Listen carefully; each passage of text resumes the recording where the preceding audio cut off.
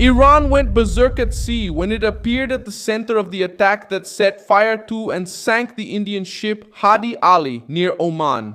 As the crisis in the Gulf intensified this Friday, May 15, 2026. The vessel was on a commercial route with 14 crew members on board. When it was hit, it caught fire and eventually sank in an area vital for oil, trade, and the security of several nations. No one died because the Oman Coast Guard managed to rescue all the crew members, but the political damage was enormous. Tehran tried to turn fear into a weapon, targeting civilian shipping lanes, precisely at the moment when Donald Trump is pushing to keep the routes open and expose the blackmail. What was once just a rhetorical threat has turned into concrete action at sea. A giant ship sunk, another seized near the United Arab Emirates, and a regime trying to show strength while revealing desperation, isolation, and loss of control.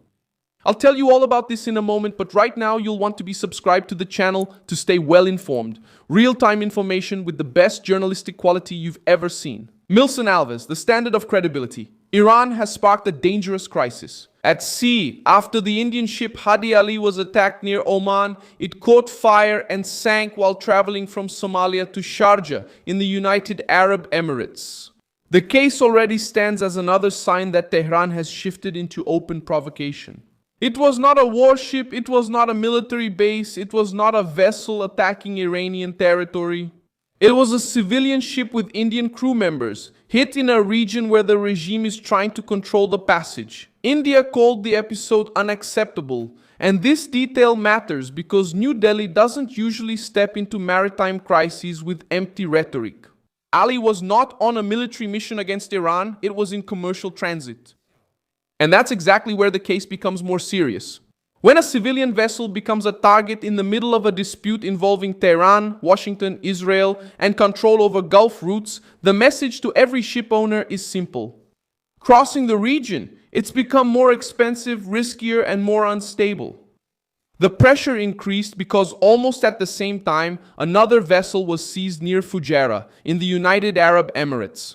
The ship was anchored about 38 nautical miles from the port when unauthorized men boarded, and the vessel started heading toward Iranian waters. Maritime sources identified the ship as the Rui Chuan flying the Honduran flag. In other words, within a few hours, the region saw one ship attacked and sunk near Oman, and another seized near the Emirati coast.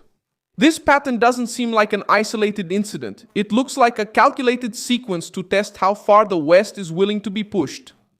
The Iranian regime tries to sell this stance as a defense of sovereignty, but in practice it shows something else. Tehran is using the sea as a stage for intimidation.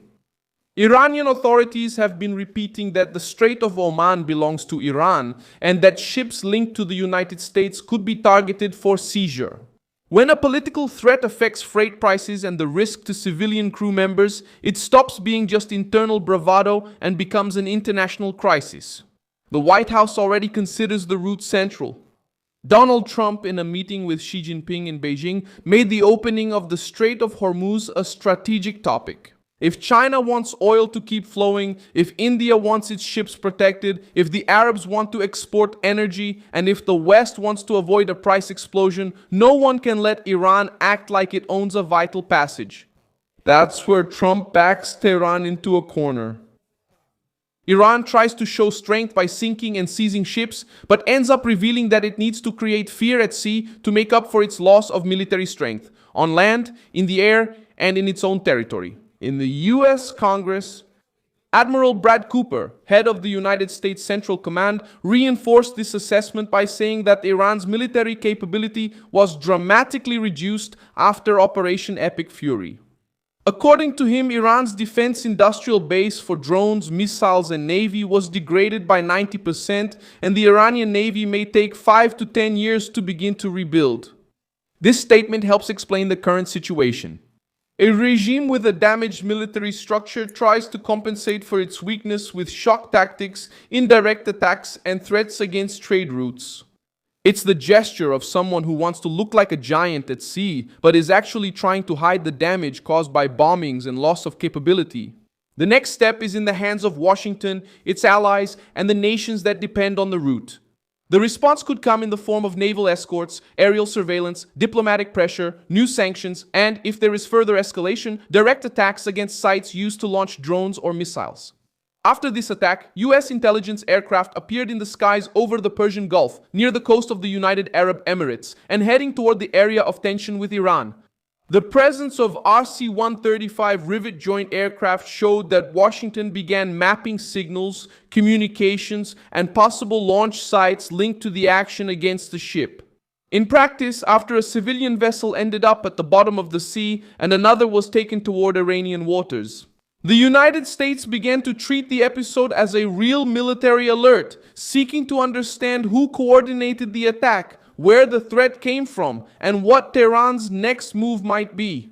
Israel is also on alert because every Iranian move at sea is connected to the larger war in the Middle East. If Tehran continues to bet on provocation, it opens the door for a response. History shows that Iran has used this kind of pressure before. In 2019, the Revolutionary Guard seized the British tanker Stena Impero in the Strait of Hormuz, and the vessel was taken out of the crew's control. At the time, the case heightened tensions with the United Kingdom, caught Trump's attention, and affected the price of oil. In 2021, the tanker Mercer Street, linked to a company managed by Israelis, was attacked near Oman, and 2 crew members died, 1 British and 1 Romanian. These episodes show that the Rajali fits into this pattern as an even more serious warning, because sinking a civilian vessel, even without any deaths, puts the lives of ordinary workers into a power struggle between the regime, global trade, and military power. Other nations have already understood that. An attack on a commercial ship cannot be treated as a local problem. In the Red Sea, the Houthis from Yemen attacked vessels and forced the United States and the United Kingdom to respond with airstrikes against military targets. The difference now is that the focus shifts back to Iran, a regional power that tries to control the narrative and intimidate anyone crossing the Gulf. The nations are not only discussing diplomacy but also energy, food, freight costs, inflation, and crew safety. That's why the sinking of Rajali isn't limited to Oman. It spreads tension to New Delhi, Washington, Tel Aviv, Beijing, London, and to any capital that depends on ships passing freely. I'm Milson Alves, an international affairs specialist, and my purpose is to keep you well informed with the truth every day. The news links are in the video description. Like this video, subscribe to the channel, and at the end, check out the comments so you can be even more engaged with the Milson Alves community.